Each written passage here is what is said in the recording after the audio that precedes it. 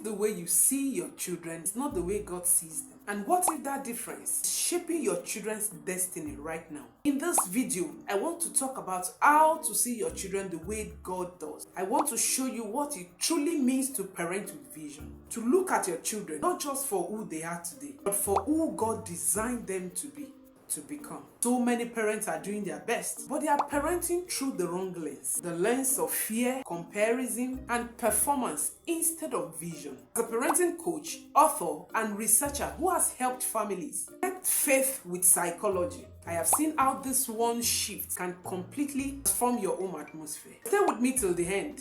By the time we are done, you will know how to move from correction to connection and start parenting from revelation, not just reaction. Part 1. What does parenting with vision really means? Let's start with this. Vision isn't just about goal. It is about perception, how you see. To parent with vision means seeing your children as God created them, not just as they behave. You see, research in psychology calls it Pygmalion effect. When we believe something about someone, the person often rise or fall to match that belief. In other words, how you see your children shape how they see themselves. And the Bible says in Proverbs chapter 29 verse 18, where there is no vision, people perish. And that is even true in parenting. When you parent without divine vision, end up reacting to behavior instead of nurturing destiny.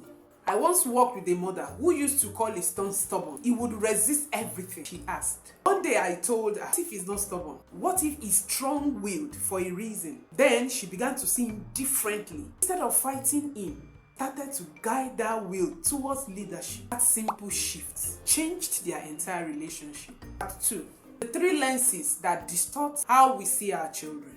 Most parents don't lack love, they lack clarity. We are often looking through the wrong lens. So let's talk about the 3 common lenses. Lens 1, the fear lens. When we parent through fear, we control more, too much, over too long, or panic too quickly. Research shows that overprotective parents are anxious children. And spiritually, fear blinds us to what God is doing behind the scene. Lens 2, the comparison lens. This one is subtle. It is when you measure your child against someone else's timeline. A dad once told me, a child cannot still read as fast as her cousin. But when we explored it, he discovered that our child was a visual learner. Comparison was crushing a gift. Lens 3, the performance lens. This one makes love conditional. When a child's value is tied to grade, obedience, awards, they start to think, I am only loved when I succeed. But that's not how God parents us. He sees potential in every disobedience. He nurtures process, not perfection. Let me ask you, which of these lenses do you recognize in yourself? Part 3, how God sees your child, the spiritual blueprint. Psalm 139 says, you knit me together in my mother's womb. I am fearfully and wonderfully made. That means every child was pre-designed for a purpose. God didn't mass-produce children. He handcrafted them. From a research standpoint, Dr. Edward Deci and Richard Hans's self-determination theory shows that children thrive when their unique strengths are noticed and nurtured. In other words, divine vision and developmental psychology agrees. Children grow best when they are seen. And that's why I encourage parents to have what I call a vision journal. A simple notebook where you write what you sense God is showing you about your children, their patterns, their strengths, their fears, and their interests. Because what you write today may become revelation tomorrow.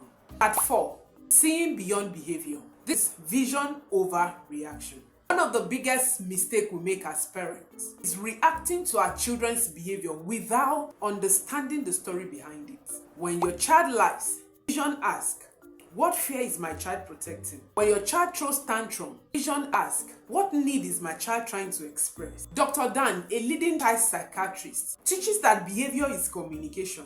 Every action in children tells a story of what is happening inside. And the example we see in Jesus is powerful. Always saw beyond people's actions to their potentials. Peter denied him, yet Jesus still called him the rock. Part 5. Building a vision framework in your home. Let's make this practical. Here are the 3 ways to start a vision framework in your home. Number 1, pray for divine perspective daily. Simple words like, Lord, Help me see what you see. You can make this your parenting mantra. Number 2, observe patterns, not just problems. Notice what your child repeatedly does with joy or focus. That's often clue to your child's design. Number 3, speak life consistently. Neuroscience shows that affirming words literally shape how a child's brain processes identity. You are capable, I believe in you can do it, is wiring your child's future. If you get value from this video, then you will love my next video.